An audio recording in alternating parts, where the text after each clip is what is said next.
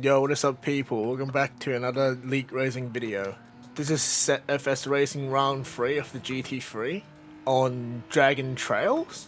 And I've actually got quite a bit of practice because of the manufacturer cup being on the same track the weekend before. And being in similar condition with rain during the race, I've actually got quite a good idea on how the Genesis X is going to perform. I was actually quite surprised on how the car was handling during the rain. I was also testing out other cars like the NSX and the AMG GT on this track to decide which car I want to bring into this race. As the rule states that I have to use 6 different cars during the season, and the Genesis X being a car that I want in the roulette, I didn't even buy the car, I just got given by the game. So I was like, fuck it, I'll just bring the Genesis X into this race and see how it goes. And as I'm yapping, you can see on screen, this is the first lap of my quali. Hitting Apex was absolutely optional there, that was just shit driving. The first lap I usually do like a warm-up lap, after the warm-up lap, the out lap, to get a feel on how the track feels and how the car is going to react to the track. Just so I have an idea where I could push more and where I have to kind of give a little bit more attention for the actual lap. And also warm up the tire a little bit more. I wasn't exactly sure what kind of lap time everyone would be setting. We did have a practice race the day before and I think 2 hours prior to the race. But I did not take any notes on what the lap times would be. I just kind of went in, did the race, see how the car reacts in the rain, what tires to use, when to do the pit stop and stuff. I did not pay attention to any of the qualifying details. As we come up the main straight, a big tank slapper to our rear end. Lost a bit of time there, and we're going to come to the line. It will be a 1:33.5, and there'll be a good delta for myself to know what kind of time I'm going to be setting going into the next lap. And my pace is usually around Big Dutch, Apache, around their lap time as well, so being in front of them kind of give me the confidence to know that I have got the pace with just a warm-up lap. So going into the actual lap, I'm gonna be even quicker. While driving this second quali lap, I felt like I was actually going faster. However, the time that comes up on top, I'm 400, almost 500 behind my first lap. And coming to the hairpin, I've missed the apex once again. And at that moment, I was actually quite disappointed with myself because I know the tires is not gonna last long, and if I don't want to waste time on changing tires, this is probably the lap, if not the next one, for me to set a faster time than my first warm-up lap. And even through these S's, I am not hitting any apex. This is usually the part of the track where I find more time than other people. So with me being a bit shit on this lap, I was kind of like, I might be cooked here. And with me being 3 tenths down in the second sector, at this point, I'm just setting up for the next lap so I could go again.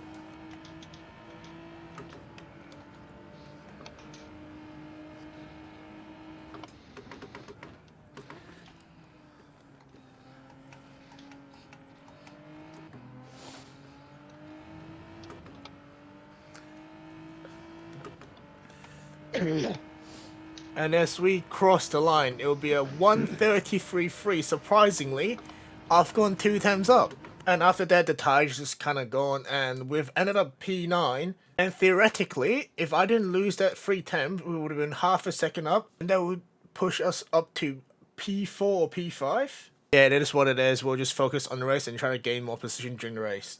Loading into the race now. If you haven't noticed, we've got the fake taxi livery. 5 red lights on, and we're off. We get a decent getaway, better than Dylan on the left for sure. Cookies get an even better getaway than us, so he moves up to P7. So we stick around the outside, go into turn 1 to try to find a gap through the outside, but Cookies block us off, and we kind of get boxed out here with Dylan coming back into the race, and also Apache coming down the left-hand side on the inside line, coming into the chicane, and we're just going to stick behind Apache and find another gap through the back straight. Coming out of turn 4, we see contact between Hellboy in the Lamborghini and Cal in the Ferrari. As we move up back into P8, now coming down into the hairpin, we see Apache try to have a move on the inside of Dylan. Dylan's got better traction on the outside with the exit curb, so he keeps P6 to Apache. Sorry, buddy. We skipped ahead a couple of corners into the back straight. Apache in the V12 Vantage has got better straight line speed than the Peugeot of Dylan, so he's gone down the inside. and managed to make the move right before the main straight. And we come into the middle sector of lap 2. We see Dylan going a bit wide on the first kind of chicane corner, and then on the exit of the second one he's gone wide again and dip his tight into the gravel and loses the back end of his Peugeot, so moved up to P7. And Dylan was not the only victim of the exit curb. As we move to the next lap, we see Cookies has lost his rear end to the same curb on the very next lap, and we moved up to P6. We skip ahead into the end of lap 5, start of lap 6. We can see Apache sighting a move on Dutch before turn 1. This is a very critical point of the race because the rain's going to come around the end of lap 7, start of lap 8. So everyone's trying to fight for track position before the pit stop. And Big Dutch will not give up his position, even get on the grass. However, Apache gets the move done into the first part of the chicane. And we can see Big Dutch get a better exit on turn 4 than Apache. So going down into the hairpin, I was expecting Big Dutch to try to get the position back from Apache. And he's all over the back of the Aston Martin coming into the hairpin. He pulls out onto the left, down the inside of Apache. Places his car on the apex, forces Apache to go wide on the exit and manages to get a move done and take P4 back from Apache. However, this battle is not over as we skip towards the back straight. We know that Aston Martin's got better straight line speed than the Peugeot, so Apache going down the inside. Little tap on the Peugeot on the exit of the second left-hander. They're going side by side coming into the main straight.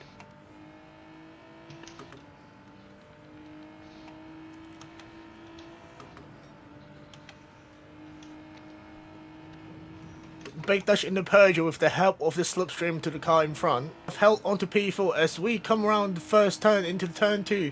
We feel like we could make a move soon to Apache with how close they're racing and losing time to me.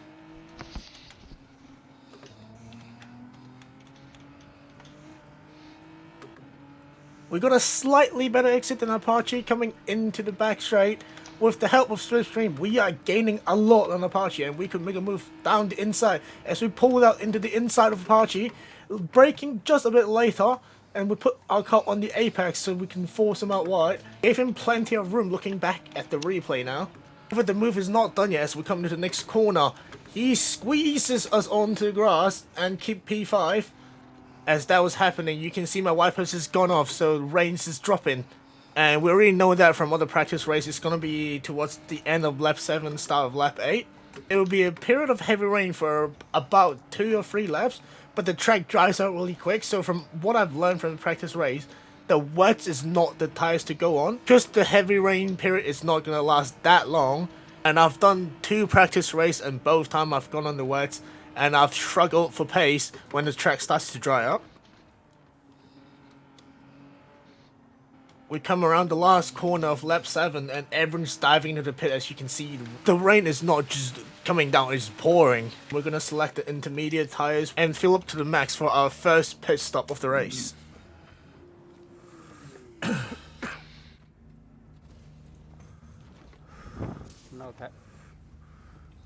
Coming out the pit. Coming out the pit. Coming out the pit. Coming out the pit. Coming out of the pit. As we rejoin, you can see Woods in the area has gone in front of us during the pit. I think underfuel his car just because we're going to have another pit stop and you're not going to use as much fuel during the rain. So he's got track position on us while being in the pits. Coming out the pit. We fast forward a lap and Woods lost the back end of the R8 into turn 1, and that's given us a free P6. And on to lap 9, we are doing a bit of fuel saving. And being on the intermediate, this is not the ideal track condition yet for our tires. And I think Tank behind us is on full wets. And with him being faster, he's caught up tremendously throughout the last lap. Coming to turn 2, 3 and 4, I was expecting him to settle a move on the back straight with how fast he was catching me. But he has sent it down to the inside of turn 3. The rear end steps are a bit right before into turn 4, so we had to slow down to not make contact with him. But he's still getting a bit slidey on the exit. So yeah, with that unexpected move, we're down to P7, and with him being on full wets, he's pulling away from us already. And that's not our only problem. You can see 1.3 behind. I'm not sure how to pronounce his name, or is it OCam? Ocam? Apologies if I just butchered your name, or if you watch this video, just let me know in the comment what should I call you next time, because I am pronouncing that. And with him only being 1.4 behind us, and I think he was on full wet as well, we're going to have another problem very soon. But you can see Tank in front of us going very wide on the first right-hander, coming to the left-hander, uses the full exit curb as well. Is he going to be another victim? No, he managed to get through without any problem. Going into the last sector with 3 consecutive right-hander, you can see Tank is still a little bit slidey. So at this point I'm thinking to myself, Tank has been very loosey-goosey on the back end, so eventually he might slip up. And as we come into lap 11, you can see Tank's gone very deep into turn 4. However, that will not be the priority for us. As you can see on the left, the car behind is only half a second away. And with them being on full wets, they got a better exit out of turn 4, and we will cut into their cockpit. Very late move into the hairpin, which kind of caught us off guard because I wasn't expecting to go down the inside that late. And we did make contact on the exit. As you can see, Tanks has lost the back end on the exit curve and smashed into the wall. So we moved back up into P6. With the track drying up in the next few laps, we've managed to close a 6-second gap back up to Big Dutch and Apache, and these are the two who we were racing before our pit stop. So the intermediates have paid off. We have gained so much time on the track drying out comparing to the wets, and we could potentially set up a move into this little back straight. And as we approach the end of the lap, we gained so much speed on the exit. We've pulled out on the left side, making a move down the inside of Big Dutch, braking much later than him because of the grip level that we've got, and we've moved up to P5, chasing down Apache in P4. And as we turn into the main straight, you can see the train of car behind us with how close everyone is coming into lap 14. At this point, I know I'm going to catch Apache within the first few corners of this lap, and just look at how much grip we have coming to turn 1 and how much time we've gained on him even before getting into turn 2. So we're going to try to have a look down the inside, but I was thinking to myself, with how much grip we've got, we can just get him on the exit and on the back straight down to the hairpin. The exit of turn 4, we have a much tighter line and we can put our foot way earlier than Apache. And yet again, we are all over the back of the Aston Martin coming into the hairpin. And approaching the hairpin, we brake super late with how much grip we've got. And we made the mistake on the exit, heading into P3 podium. As we look back at the train of cars that's behind us, we've still got a lot of work to do before the end of the race. But one thing that's helped us is we put Apache behind us in front of OC Cam. So he had to deal with Apache before he can get to us, and we knew he was faster before the pit stop. And we've got a little bit of time so we can pull away. And as you can see on the screen, the rain has stopped and the track is starting to dry out. This is only lap 14. The Genesis X full tank goes about 11.5 laps, so we've still got a few more laps to go before we can actually pit again to get a full tank of fuel and tire change. And with the track drying up, the people with full wets are going to be significantly slower than the intermediate. They might opt in to go pit now, but they have to do a bit of fuel saving for the rest of the race. For me, I was quite comfortable with my pace, and you can see Apache diving into the pit to get rid of the full wets. Coming towards the end of lap 15, I feel like the track is dried enough, so we dive into the pit to make our last pit stop of the race. With about 12 to 13 laps to go, the only logical decision is to go on the medium.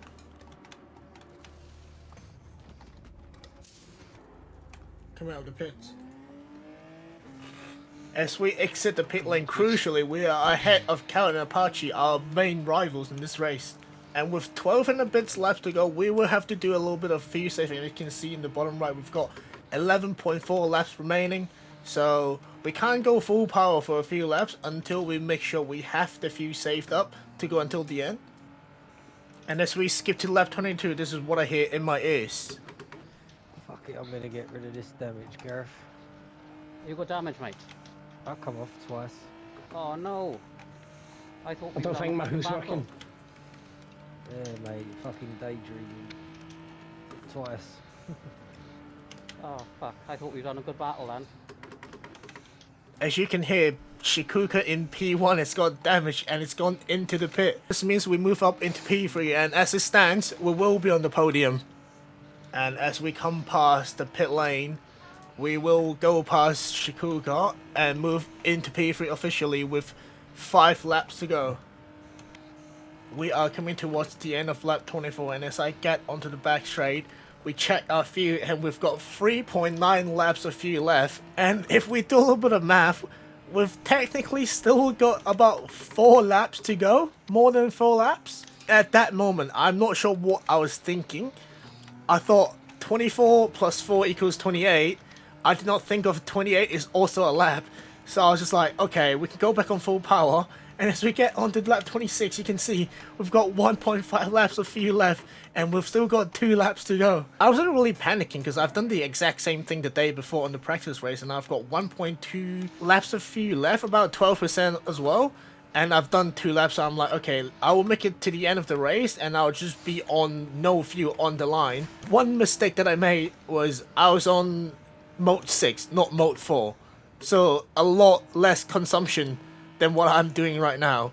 And with P4 coming back up, Shikuka's caught back up to me, and I'm trying to protect my P3 so I can get on the podium. And I did not turn my fuel mode down to 6, and I kept it on 4. And as we exit turn 4 coming down to the back straight, I kind of realized that he's gonna caught up to me eventually. And this is the moment of realization. When I look down at the bottom right, I see I've got 1 lap of fuel remaining, and that's when I put it into mode 6.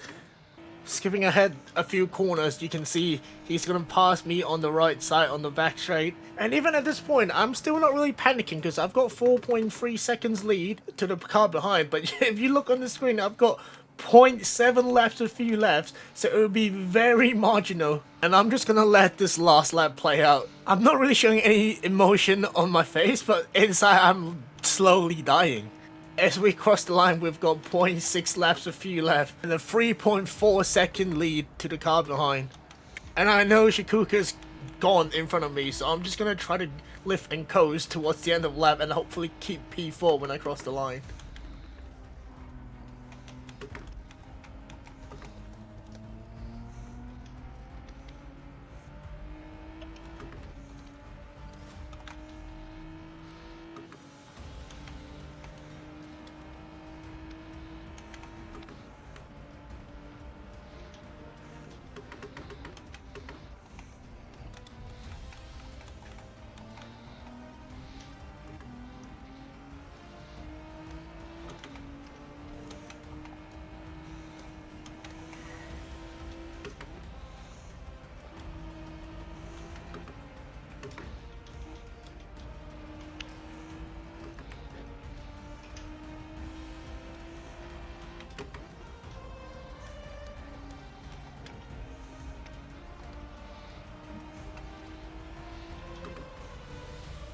We get onto the back straight for the last time of this race, and we've got 0.1 laps of fuel left. But you can see the cars behind me, the 3 cars behind me is catching up, coming towards the last 2 corner. We are on minimal fuel, and as we exit the last corner, I've got no fuel left. And when I put my foot down, I've still got power. So for 1 second, I thought I could make it, but the next second, my hope was gone because my car ran out of fuel, and I just have to watch the 3 car going past me and roll down the main straight and hope no cars behind is gonna catch me, because I ain't going any faster. If the line was a bit closer, I would have got P4, but no, the line has to be all the way down the main straight, and we ended up P7.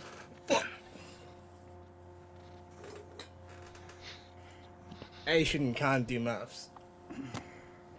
I broke the stereotype. Asian cannot do maths, or at least me.